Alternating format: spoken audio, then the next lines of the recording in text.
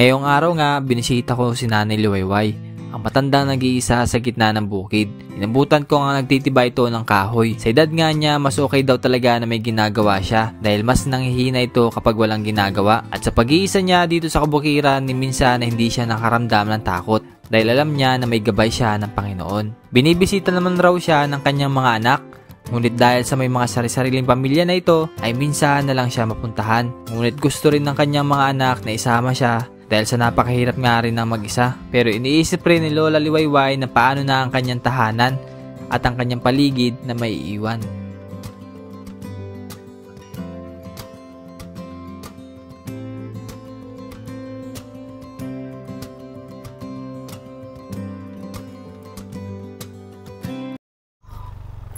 Yeah, papunta kami ngayon kay Nanay Liwayway.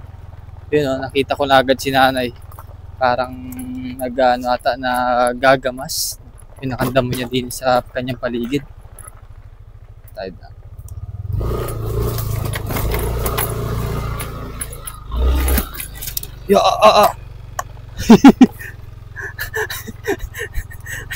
Tumulas pa. Sorry. Nay! Nay! Nay! Papunta si Nanay Liwayway dun sa gubat. Tara dun. Ha? Saan? Mamaya hingi tayo kay Nanay.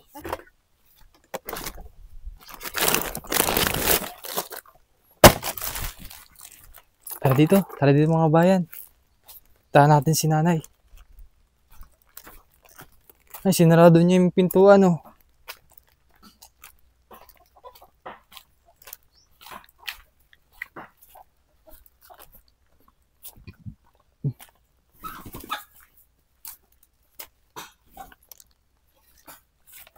Titiba. Hello, Nay!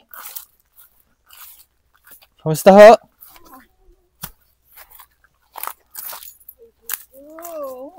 Salamat. Paano nagawin dyan? Ay naku, ay ang daming mga kahoy-kahoy dito sa amin. Natiba po ninyo yung mga kahoy nyo? Ay, yung iba'y aking inaputol na. Ay, aray, natutuyo na. Ay, talagang... Ay, patay na pala, no? Patay na ba yung Nanay? Oo, gawa ng binasdasan ko nga yung kwan. Ay, utay-utay siyang tutuyo. Anong gagawin niyo po sa kahoy? Ay, dyan sa mga kahoy na yan, ay marami din ang nangangailangan ng mga kahoy dito. Bali, nabinta nyo rin po? Ay, sa akin, ay yung kusang loob nila, pwedeng wala, pwedeng may bayad, hindi ako naman nag-ano. Basta ang sa akin ay ako ay makatulong sa kapwa. Oo. Yun. Dahil... Bait talaga si Nanay Liwayway. Talagang ang mga kahoy-kahoy ay ay ang mga anak ko naman ay hindi man lang maasahan, naparinig nga lang. Hallelujah. Oh, ito, meron na namang gawa si Nanay, oh. Nakaisa na kayo, Nanay, ng gawa. Ay, marami. Yung una kong ginawa, ay may napagusto. Ay, kinuha lahat. Gamitin daw niya. Ganda. Dahil nung magtayo ng mga ano dito, yung poste baga ng electric, ay yung ibang mga kwan, pinutol ang mga kwan ng niyog. Kinuha niyo po yung mga palapa? Ay, inakuha ko yung mga palapa. At sabi ko, ay maigi din. At kisa sa kwan, kung merong mga kailangan, Ang tawag din, magsinsin? Magsinsin? Ay marami yan. Sulirap? Yung iba'y naandin eh. Muna ikaw. Diyos ko po. Busy pala si Nanay ngayong hapon, nag-ano siya? Ay, ako ay Nag-board si Nanay Liwayway pag wala na inagawa. Oo, at ako ay parang... Sanay na po sa trabaho? Oo. At pag ako ay nakaupo, parang ako ay Para doon ako nagkakaproblema ba? Kung ano-ano ang nang-iisip ko. Ay, nai-stress pag walang inagawa. Oo, dahil yung ba naman ganitong nag-iisa-isa sa bahay. Kaya nga ni po. Ay, Lola, para sa inyo. Ay naku, salamat Uy. Salamat. Oh. Talagang Iba talaga pag yung mga matatanda sa bukid talagang din sanay sa trabaho. Sanay talaga ako sa trabaho. Ako talaga ay hindi maaaring. Ako nga ay walang gawa pag ako'y wala dito sa bahay. Pero pag ako'y ito ay sari-sari ang gawa ko diyan. Nalinis. Ito pa yung mga pinaglalagay naming plywood ka namin, di ba? Oo nga, salamat sa inyo. Tagal na nito no? Mga isang taon na po nanay, no? Lampas. Lampas na rin kasi parang sunod ito sa... Sunod ito, no? May isang taon na, alam no, tanda ko pa yung unang parito ninyo, talagang October. Ay, nakaisang taon na nitong October. Sabi ko ay salamat naman sa pag-aalala ninyo sa akin. At hindi ninyo ako nakakalimutan. Kailangan po mag-isa ulit din Parito naman. Ang kaso mo ay nauwi din dahil sila ay may kanya-kanyang bahay, may kanya-kanyang pamilya. Hindi naman ako nga ay ang gusto nila ay ako ay sa kanila na pumisan. Ay sabi ko ay paano itong kaunting lupa ng inyong ama na ito ay marami ding mga halaman kung walang malamang mag-amasi dito ay may napapakinabang din naman. Ay pag sila'y naparito, pag may saging dyan, kung ano mang mga ano dyan. Pero ano ba na itong lupa na yan? Sa inyo pa rin yan? Oo, papaganon.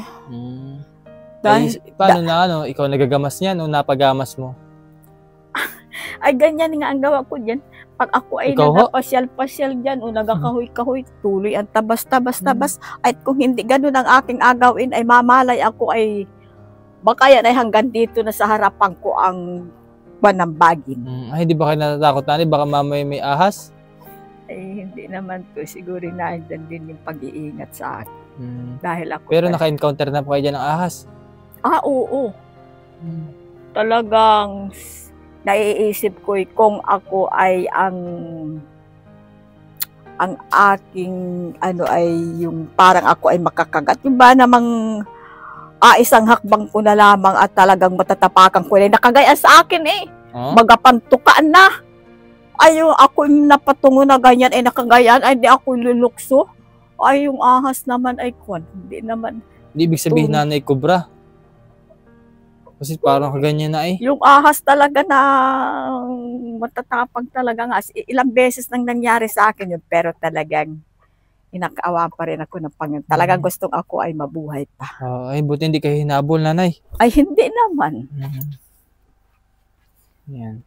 Dahil pag ako ay sa araw-araw kong buhay talagang sa maniwala kayo sa hindi. Sa pagka-umaga, bago ako gumawa ng anumang gawain ko, talagang ako ay humihingi talaga ng tulong sa Panginoon na ako'y ingatan. Ano man ang aking gawain, ano man saan man ako mapapunta, ay yung ako ay ingatan.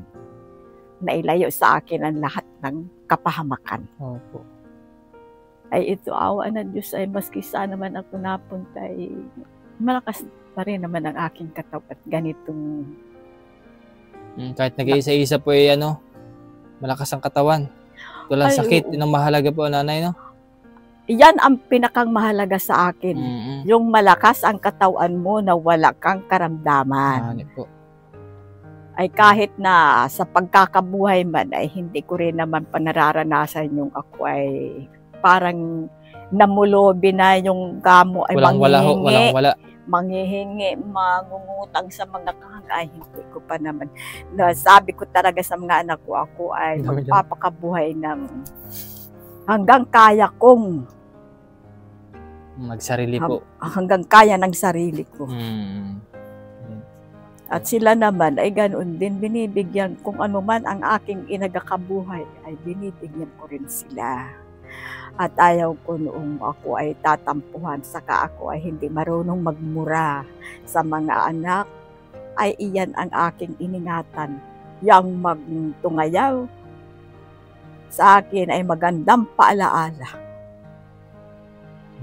Awa naman ng Diyos ay pagtanda ko ng ito ay hindi ko pa naranasan yung murahin o Tama po. kagalitan ng kapwa. Dahil pa ikaw ay walang inagawa na masama sa kapwa mo, hindi ka naman yan mumurahin. Opo. Meron akong ibibigay sa nanay. Salamat ka sa inyong mga inabigay sa akin. Ay walang akong maiano sa inyo. Ang mga bungang kahoy ko walang mga Wala pa pong ano. Okay lang ho. Nanay, Oo. sa inyo po. Uy, baka naman ikaw ay... Ay, hindi po. Yan po'y para sa inyo. Ay nako, ay talagang salamat sa ng inyo po, maraming nanay, marami. Sana nga ipatuloy kayong pagpalain Opo. at ilayo kayo sa anumang masasama. Yun na lang ang parang maiitulong ko sa inyo, yung kayo ingatan ng Panginoon at kayo sana ay patuloy na pagpalain.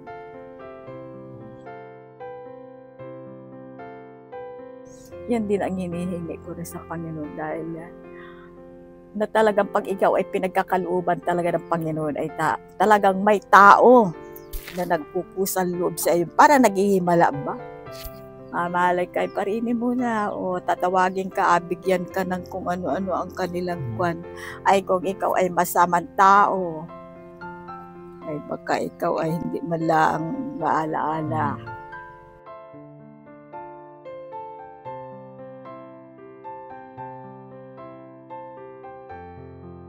Ayan, so mga bayan, at muli natin nakamusta si Nanay Liwayway. Ano naman ay talagang maayos naman ang sitwasyon dito ni Nanay Liwayway. At maraming salamat po muli sa ating anonymous sponsor po na nagbigay pantulong sa mga beneficiary natin.